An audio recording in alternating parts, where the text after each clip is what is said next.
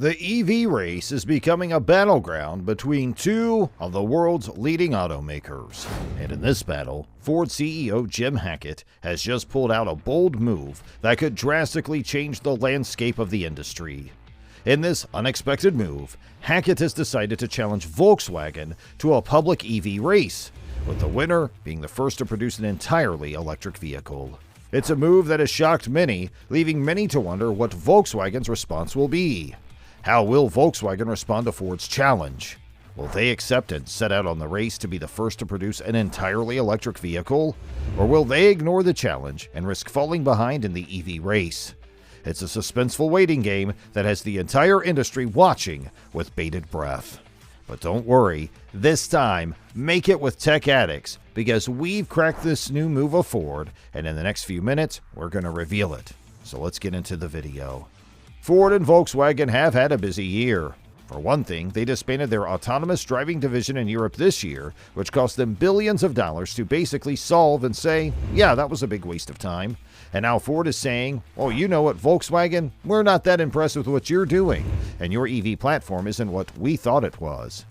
If only everything in life was as reliable as a Volkswagen. But Ford doesn't think so. As car companies try to secure their place in the new era of electric cars, Ford is looking to the past to give it an edge in the future. A new report says that Ford plans to make its own platform instead of working with Volkswagen as it did before. Ford developing an in-house platform shifting from VW MEB.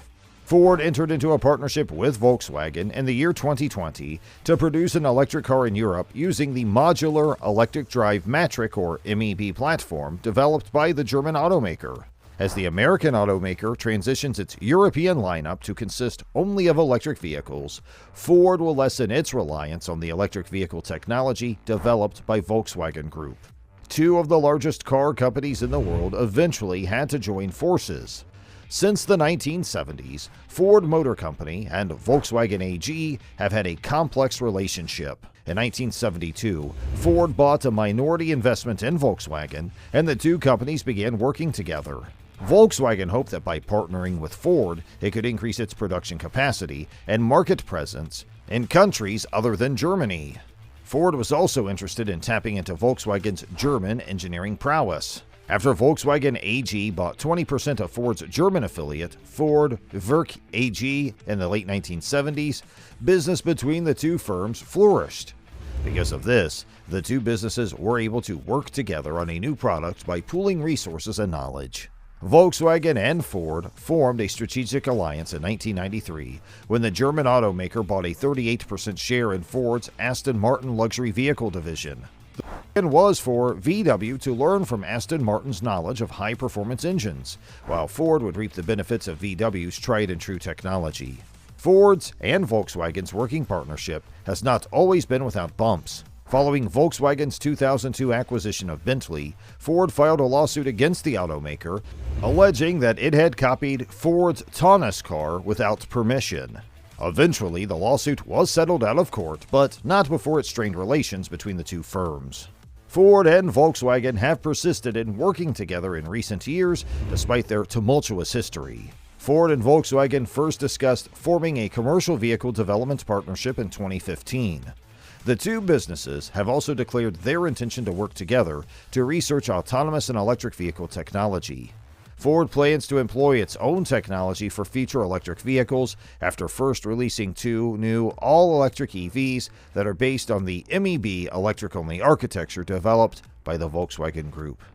Although Ford's electric vehicle offerings in the United States consist of the F-150 Lightning and the Mustang Mach-E, the company wanted to take a more global approach, so it partnered with Volkswagen to produce at least one, probably two passenger vehicles built off the MEB platform, and they will be at a lower price point than the Mustang Mach-E. This, according to Stuart Rowley, president of Ford Europe. It made sense for Ford to form a partnership with VW at the time, since doing so would allow them to access the ever-evolving European market as quickly and profitably as possible. Within the following 6 years, it's anticipated that the collaboration could more than quadruple its intended volume to 1.2 million units. The first MEB-based Ford electric vehicle will be shown off in March, and its dimensions will be comparable to those of the Volkswagen ID.4 crossover. The second electric vehicle that Ford offers is referred to as a sports crossover. The following year, in 2019, production began in Cologne. GM of Ford Model E Europe, Martin Sander, gave us a glimpse of what we can expect by teasing a photo of the EV that was under wraps with the comment, "Can't wait for 2023 to arrive, when we'll pull the cover off our first electric passenger vehicle coming from Cologne." This gave us a glimpse of what we can expect to see in the future. Despite this, it appears that the partnership will not continue for very long. A recent article published by the Financial Times claims that Ford is considering departing from VW's MEB platform in order to concentrate on the development of its own in-house operating system. According to Martin Sander, who's in charge of electric vehicles in Europe, the new system has the following: no kind of integration with VW. It is very versatile, very capable. We are exploring all kinds of opportunities, how far we can go with what kind of segments we can cover with this. Ford will spend $2 billion to transform its facility in Cologne, Germany, to construct 2 cars based on the MEB platform. At the same time, the company will stop producing the long-running Fiesta hatchback at that location. Ford has ambitious goals to sell 600,000 electrified vehicles annually in Europe by the year 2026. Beginning later on in this decade, Ford intends to transition its facility in Valencia, Spain, to the production of software-defined electric vehicles on an entirely new electric architecture.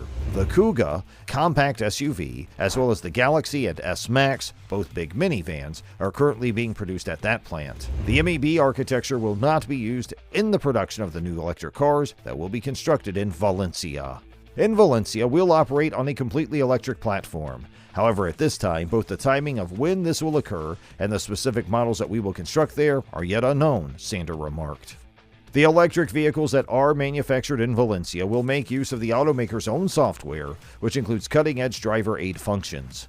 The autonomous vehicle technology business Argo AI, which Ford and Volkswagen jointly owned, was shut down last year.